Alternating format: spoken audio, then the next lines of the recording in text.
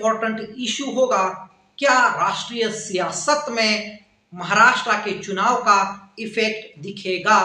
तो नरेंद्र मोदी जी 2014 में या 2019 में फुल मेजोरिटी के साथ इंडिया के प्राइम मिनिस्टर बने थे, लेकिन 2024 में उन्हें नीतीश कुमार और चंद्रबाबू नायडू इन पर डिपेंड रहना पड़ रहा है सरकार चलाने के लिए।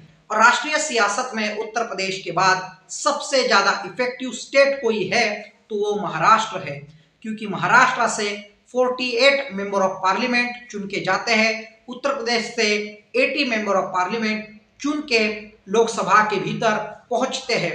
तो इसीलिए महाराष्ट्र राष्ट्रीय सियासत में इम्पैक्टफुल स्टेट होगा। अमित शाह जी ने जो भारतीय जनता पार्टी के कार्यकर्ताओं के साथ हाल ही में जो उनकी मीटिंग हुई थी उसमें भी ये कहा था कि राष्ट्रीय सियासत में इम्पैक्ट क्रिएट करने वाला स्टेट है महाराष्ट्र। इसीलिए यदि भारतीय जनता पार्टी महाराष्ट्र में सरकार नहीं बना पाती है तो नरेंद्र मोदी जी का सिंहासन भी डोल सकता है, क्योंकि 2025 में बिहार में भी विधानसभा चुनाव होने हैं और भारतीय जनता पार्टी के खिलाफ यदि नीतीश कुमार जी को लहर नजर आती है तो नीतीश कुमार फिर सोचेंगे कि भारतीय जनता पार्टी के साथ रहना है या नहीं रहना है, क्योंकि नीतीश कुमार पलटू राम कहे जाते हैं, वो पलट जाते हैं, वो फिर से तेजस्वी यादव और कांग्रेस के साथ भी जा सकते हैं, वो मुख्यमंत्री पद परमानेंट रखना चाहते हैं। इसीलिए महाराष्ट्र चुनाव का इफेक्ट आने वाली बिहार विधानसभा में भी हमें देखने को मिलेगा और महाराष्ट्र जीतने के लिए राष्ट्रीय नेताओं की भूमिका भी काफी महत्वपूर्ण होगी। अब अरविंद केजरीवाल जी ने जो स्टेटमेंट दिया था वो भी याद रखिएगा। उन्होंने कहा था ओवर कॉन्फिडेंस की वजह से कांग्रेस पार्टी की हरियाणा में हार हुई, किसी भी चुनाव को हल्के में लेने की जरूरत नहीं है, यह अरविंद केजरीवाल का स्टेटमेंट था। इसीलिए राहुल गांधी जी को अपने जो स्टेट के नेता है कांग्रेस महाराष्ट्र के, उनके साथ सही तरीके से बैलेंस बिठाना होगा, एक अच्छी स्ट्रेटेजी उन्हें क्रिएट करनी होगी ताकि भारतीय जनता पार्टी को वो महाराष्ट्र में हरा सके। और महाराष्ट्र ही ऐसा स्टेट है जिसमें भारतीय जनता पार्टी को शरद पवार साहब, राहुल गांधी साहब और जो भी इंडिया अलायंस है वो चुनौती दे सकता है।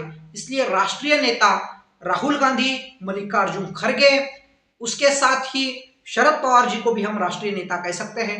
ये नेता इंडिया अलायंस की ओर से अर्थात महाविकास आघाड़ी की ओर से किस प्रकार से स्ट्रेटेजी क्रिएट करते हैं, किस प्रकार से अपने स्पीचेस को महाराष्ट्र की जनता में इफेक्टिव तौर तरीके से दे सकते हैं।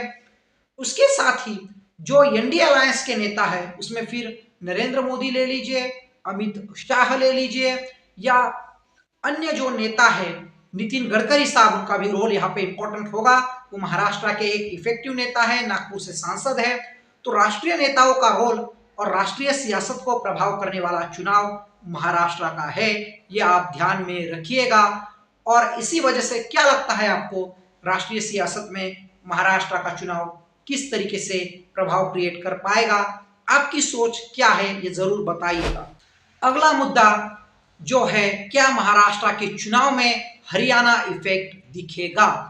जब जर्नलिस्ट ने मराठा नेता जरांगे पाटिल जी से सवाल पूछा क्या हरियाणा चुनाव में जो नतीजा है वहां पे भारतीय जनता पार्टी ने मेजोरिटी के साथ कांग्रेस को थ्रैश कर सरकार बना पाई भारतीय जनता पार्टी, क्या वो महाराष्ट्र में होगा।